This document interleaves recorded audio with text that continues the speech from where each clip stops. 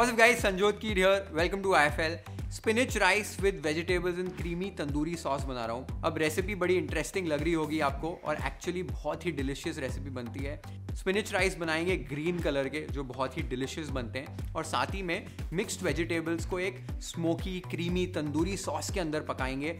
और ये जो कॉम्बिनेशन है स्पिनिच राइस का, ये सॉस के साथ और वेजिटेबल्स के साथ बहुत ही अमेजिंग लगता है। एक होलसम रेसिपी है जो आप कभी भी बना सकते हो घर पे भी और अपने गेस्ट को भी सर्व कर सकते हो। बहुत सिंपल रेसिपी है। सबसे पहले veggies in creamy tandoori sauce कैसे बनाई जाती है वो देख लेते हैं। वेजीज को टॉस करने के लिए एक वॉक को हाई फ्लेम पर अच्छे से गर्म कर लीजिए।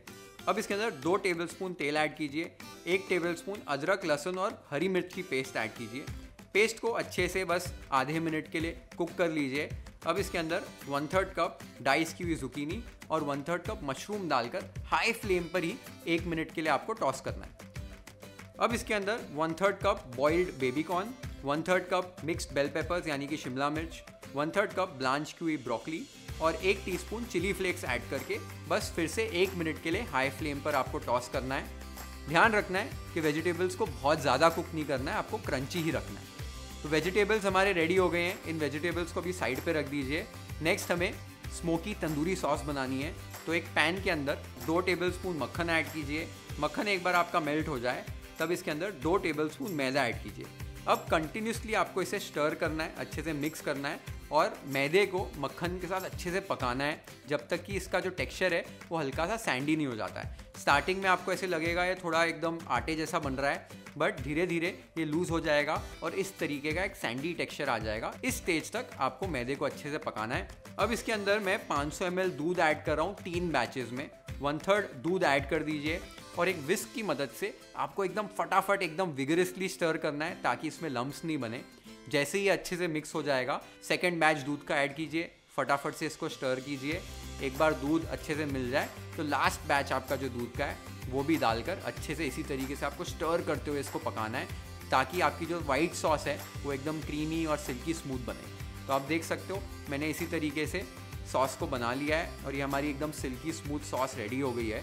अब इसके अंदर कुछ तंदूरी वाले स्पाइसेस डालने। तो 1 टेबलस्पून कश्मीरी लाल मिर्च पाउडर, 1 टीस्पून धनिया पाउडर, 1 टीस्पून जीरा पाउडर, 1 टीस्पून आमचूर पाउडर, 1/4 टीस्पून काला नमक, 1/4 टीस्पून भुनी हुई कसूरी मेथी, 1/4 टीस्पून हल्दी पाउडर, आधा टीस्पून गरम मसाला, टेस्ट के हिसाब से नमक और एक चुटकी भर ताज़ी कुटी हुई काली मिर्च पाउडर ऐड करके अच्छे से आपको स्टर करते हुए 2 से 3 मिनट के लिए कुक करना है। आपकी जो फ्लेम है वो मीडियम पे ही रहनी चाहिए और अच्छे से 2 से 3 मिनट के लिए कुक कर लीजिए ताकि आपके जो स्पाइसेस हैं वो अच्छे से कुक हो जाएं और वो स्पाइसेस का जो फ्लेवर है वो आपकी वाइट सॉस के साथ अच्छे से इन्फ्यूज़ हो जाए। अब इसको एक स्मोकी फ्लेवर देना है जिससे वो एकदम तंदूरी वाला फ्लेवर आ जाएगा। तो ऐसे जलता हुआ कोयला ले लीजिए, उसके ऊपर हल्का सा घी ऐड कीजिए। घी ऐड करते ही ढक्कन लगा दीजिए। ढक्कन लगाने के बाद 2 से 3 मिनट के लिए इसको ऐसे ही रहने देना है। वो जो धुआं है उसकी वजह से आपकी जो सॉस है उसमें वो एक स्मोकी फ्लेवर आ जाएगा और वो परफेक्ट तंदूरी फ्लेवर भी आ जाएगा। 2 से 3 मिनट के बाद ढक्कन को निकालिए, जो आपका कोयला है उसको भी निकाल लीजिए। अब इसके अंदर हमारी जो सौते की हुई वेजिटेबल्स हैं उन्हें ऐड कर दीजिए और अच्छे से स्टर कर लीजिए। और यहाँ पर भी आपको बस 1-2 मिनट के लिए पकाना है। वेजिटेबल्स आपकी क्रंची रहनी चाहिए। हमने ऑलरेडी ब्रोकली को और बेबी कॉर्न को ब्लांच और बॉईल करके ऐड किया तो ज़्यादा पकाने की ज़रूरत नहीं है। इस स्टेज पर टेस्ट कर लीजिए नमक के लिए और नमक को एडजस्ट कर लीजिए। लास्ट में इसमें ताज़ा कटा हुआ धनिया ऐड कर दीजिए और आप देख सकते हो हमारी veggies in creamy smoky tandoori sauce ready हो गई। तो हमारी delicious veggies in creamy smoky tandoori sauce ready हो गई है। अब ये जो रेसिपी है ये एज इट इज़ भी बहुत मज़ा आता है खाने में। डायरेक्टली खाना है तो साइड में थोड़ी सी गार्लिक ब्रेड सर्व कर दो, बहुत मज़ा आता है। या और एक आपको ऑप्शन दे रहा हूँ, इसमें थोड़ा सा बॉइल्ड पास्ता ऐड कर दो तो आपका pasta with vegetables in creamy tandoori sauce बन जाएगा। और वो वाली भी रेसिपी जो है बहुत अमेजिंग लगती है खाने में। और आपको इसको थोड़ा सा हेल्दियर बनाना है तो आप एक काम कर सकते हो, मैदे की जगह पे आप इसमें गेहूं का आटा जो हम चपाती जिससे बनाते हैं या ओट्स का पाउडर जो होता है वो भी यूज़ कर सकते हो। और बटर की जगह पर आप ऑलिव ऑयल यूज़ कर लीजिए तो भी चलेगा अगर बच्चों के लिए बना रहे हो तो। मैं कई बार ऐसे करता हूँ कि गेहूं के आटे के साथ बना देता हूँ और ऑलमोस्ट सेम ही रिजल्ट्स आते हैं। तो ये वाली रेसिपी तो मैंने आपको बता दी। अब नेक्स्ट इसके साथ सर्व करने के लिए वो ग्रीन कलर के एकदम डिलिशियस वाले स्पिनिच राइस बनाने, वो वाले चावल कैसे बनते हैं वो देख लेते हैं। पालक को ब्लांच करने के लिए पानी को अच्छे से बॉईल पे ले आइए। अब इसके अंदर एक बंच साफ की हुई और धोई हुई पालक को ऐड कीजिए। बस 15 से 20 सेकंड के लिए आपको पालक को डिप करके रखना है। एक बार 15 से 20 सेकंड हो जाएं तो पालक को फटाफट निकालिए और साइड में ऐसे बर्फ़ के पानी में डिप कर दीजिए इमीडिएटली। जो आपको स्पिनिच है उसके टेम्परेचर को शॉक देना है। इससे क्या होगा, आपकी जो स्पिनिच का कलर है वो बहुत ज़्यादा एकदम ब्राइट ग्रीन कलर का हो जाएगा। एक बार आपने स्पिनिच को ब्लांच कर लिया है, उसके बाद इसको निकाल कर एक मिक्सर ग्राइंडर में डाल दीजिए। साथ ही में 8 से 10 पत्ते पुदीने के, थोड़े से धनिए के पत्ते और 2 हरी मिर्चें ऐड करके इसकी एक फाइन पेस्ट तैयार कर लीजिए।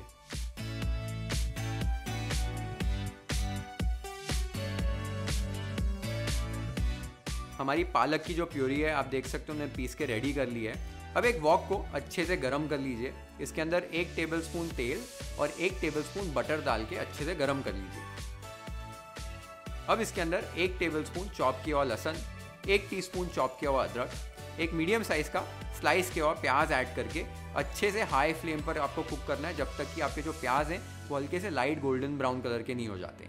तो आप देख सकते हो हमारे जो प्याज हैं वो लाइट गोल्डन ब्राउन कलर के हो गए हैं। अब इसके अंदर हमने जो स्पिनिच की, जो पालक की प्योरे बनाई थी वो ऐड कर दीजिए। साथ ही में टेस्ट के हिसाब से नमक, एक चुटकी भर शक्कर और 1 teaspoon red chilli flakes add करके अच्छे से स्टर कर लीजिए। और इस प्योरे को 3 से 4 मिनट के लिए आपको मीडियम हाई फ्लेम के ऊपर पका लेना है। एक बार आपने पालक को अच्छे से पका लिया है तब इसके अंदर हमें चावल ऐड करने। तो यहाँ पर मैंने बासमती चावल को कुक करके रखा हुआ है। 1.5 कप बासमती चावल को मैंने धोकर सोक करके पका लिया था, जिससे लगभग 4.5 कप आपको पके हुए चावल मिल जाते हैं। तो अगर आप पके हुए चावल यूज़ करो तो 4.5 कप चावल लेकर इसमें ऐड कर दीजिए और अच्छे से हल्के हाथों से आपको स्टर करना है और लगभग 2 से 3 मिनट के लिए बस आपको चावलों को पालक के प्योरे के साथ पकाना है। तो आप देख सकते हो हर एक चीज़ अच्छे से मिक्स हो गई है। 2 से 3 मिनट के लिए मैंने चावल को पका लिया है। अब लास्ट में इसमें 1 टीस्पून नींबू का रस ऐड करना है और अच्छे से आपको एक बार स्टर कर लेना है। आप देख सकते हो हमारे स्पिनिच राइस रेडी हो गए हैं। Now let's plate this waffle style.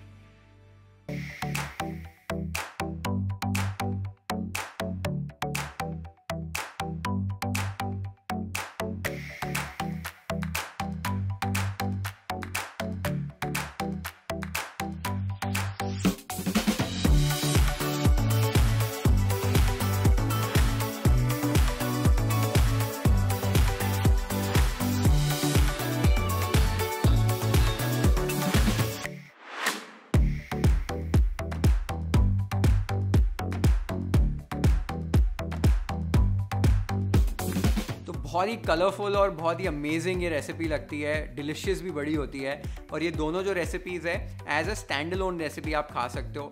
जो क्रीमी तंदूरी सॉस वाली वेजिटेबल्स हैं उसको एज इट इज़ खा लो, पास्ता के साथ खा लो, या सिर्फ ये राइस भी बना के आप अलग से खा सकते हो। ये जो चावल की रेसिपी है बहुत ही amazing leftover rice recipe भी है। तो अगर आपके चावल कभी बच जाएँ रात में या दिन में तो आप अगले दिन या डिनर के लिए ये स्पिनिच राइस बना लो, साथ में थोड़ी सी ये सॉस बना लो और बहुत मज़ा आएगा आपको ये रेसिपी खाने में।